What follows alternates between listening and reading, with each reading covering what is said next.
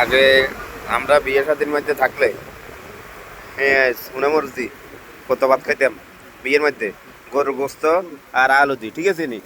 কিন্তু আজকে সান কত জিনিস নষ্ট হইতেছে আমাদের সামনে দেখেন।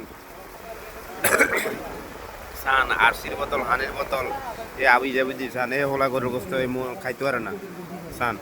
তাইলে এগুলো এই আমরা যে এই যে ক্ষতি করতেছি, এটা জবাব আমরা কিভাবে দিই আল্লাহর কাছে? আর আল্লাহ কবে করে ভালো করবো?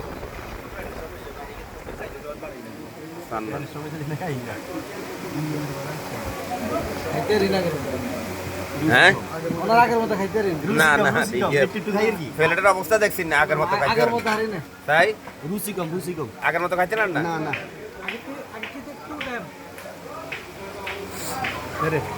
সান কত অবস্থা সান হ্যাঁ মাথাটা ঘামাই গেছে শেফু ভাই খাইতে খাইতে। তুমি খাইতে পারো না?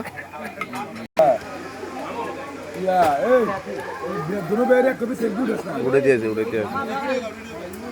কেউ। কাদির ভাই খানা কেমন চলে?